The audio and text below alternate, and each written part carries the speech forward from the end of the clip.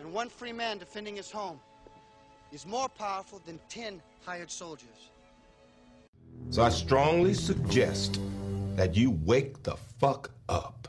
Today we heard from President Obama that the war in Syria will be escalated. He now has agreed to send weaponry in to assist the rebels. It's escalation, that's the proper word, because we've already been involved for quite a few months. We've been supporting the rebels for probably the past 2 years, supposedly for humanitarian reasons. But now there's going to be a much more aggressive approach, and we're going to send weapons. There's a few problems with this. First off, it's war. Second thing is, presidents aren't supposed to start war without permission from the people through a congressional declaration of war. And besides, it's not going to do us any good to expand in another war. And now we hear that amongst the rebels are the Al-Qaeda. The Al-Qaeda's in there as well. So this foreign policy we've been following now for so many years is backfiring on us. It's backfiring on us because guess who's helping the rebels besides the United States? The Al-Qaeda from Iraq. Before the Iraq war, there were no Al-Qaeda in Iraq. Now there is, and now they're over there helping, and we think we're going to sort this out after 2 years. The reason this is coming about is the rebels are losing this war, and we've been supporting the rebels, and I don't think it's possible to pick out the good guys here. I mean, there's no way. I think we should pick out the good guys over here, the American people and American taxpayer, and what's the best for America. And what we're doing here is not best in any way. The one thing that I find rather ironic, because I was very much involved in the lead up of the Iraq war, is the language is the same. They're using the same arguments: weapons of mass destruction, poison gases, 100 people died. The government has done this. But you know what? They haven't used absolute facts.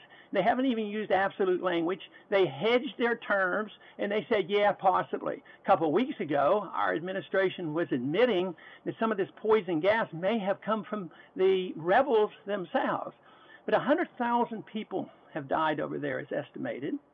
And they're saying maybe 100 or so have died from gas. Possibly. But who did it and when and why? And this is the red line. To me, it's all an excuse. This is, I think, sort of like what Clinton did in 1998 to get people to look at something other than the Lewinsky affair. There's a lot of scandal going on in this country, and it benefits the president to get the people's mind off. Nothing like a scare tactic on foreign policy to get away from these scandals. So this is, I think, really a lot what's happening.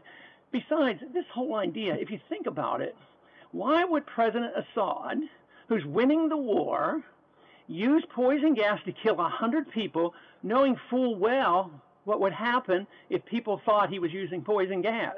There's no way. The man is not an idiot. And now the assumption is, yes, this is the case. But here, over 100,000 have been killed, but the only thing that counts are these 100.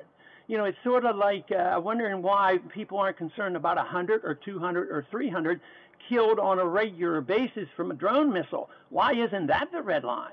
Matter of fact, I think the Al-Qaeda had red lines too. And when they hear that the U.S. drone missiles are killing civilians, they can get pretty annoyed. But we're falling down the path of what Bush did leading up into Iraq and what Clinton did, back in 1998 by bombing with his problems. He went and bombed Kandahar in Afghanistan. And they know about this, that this is a diversion tactics. So my concern is what has been my concern for so long. What are we doing there? Why are we there? What will it come of? How will we get out of it? I argued that same case about Iraq, and we're still messing that place up.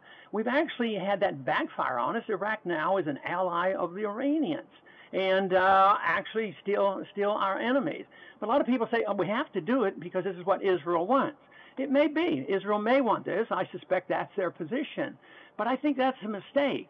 Not a mistake to be friends with Israel, but a mistake to do it this way. I think Israel's getting themselves into real trouble by supporting all this rebellion going on, whether it's Libya or Egypt or now in Syria and the mess we have in Turkey. This is instability. It cannot help Israel.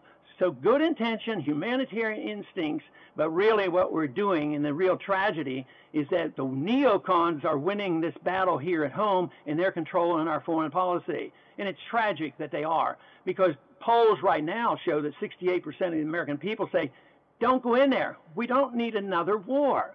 And, you think about the money. We went through this sequester, and they'd nickel and dime and cut a few things and cut a couple TSA agents for a couple hours and tried to make a big deal of slashing, but never once has the president ever hesitated to promise more foreign aid and more military aid.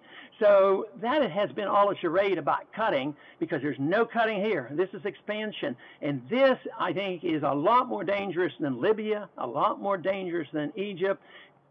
Russia is involved with this, and Iran is involved. China probably is keeping their eyes on it, and it's not serving our interests at all. This is why I think it's so necessary for us as a people to once again think about the advice the founders gave us, about talking about a non-interventionist foreign policy, mind our own business. This compulsion and obsession to be involved when it doesn't even bother us. I mean, there's some in the Senate right now, there's the neocons in the Senate who are just shouting about why we should do a lot more and don't have incrementalism, go in there with full force. Well, I'll tell you what, the American people don't want it. We can't afford it. It's bad policy. It's not going to help Israel, and it's not going to help the rebels, because the rebels, we don't even know who they are, and if they truly are helped, it's probably going to help the Al-Qaeda. The weapons we send over there will probably end up in the hands of the Al-Qaeda and will be used against the American people. So it's time for the American people to wake up and let their members of Congress and their senators know, stop it. Why should you just sit back, let the president do these things and declare? They used to pretend, well, we don't need the congressional approval. We'll get it from the UN and get it from NATO. Well, in this case, he just does it. And nobody says anything, and the money will be there. But I tell you what, having been in Washington a long time, and the people that are there, except for a few, they're not going to say much. They're just going to go along with it. So it's going to take the American people to wake up and say, enough is enough. We're broke. We don't want this. No wonder we're in a constant recession, and no wonder that we are under constant threat by Americans being killed by the Al-Qaeda. And that is going to continue until we understand exactly the motives of those individuals who would like to kill Americans. And believe me, it's not because we're free and prosperous. It has a lot to do with drone warfare, occupation, and putting troops in other lands, putting on no-fly zones, and putting on boycotts and prohibiting these countries from minding their own business.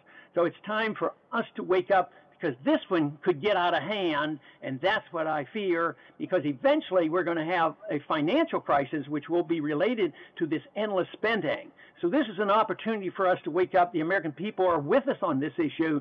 We just need to get our voices heard. Thank you for listening.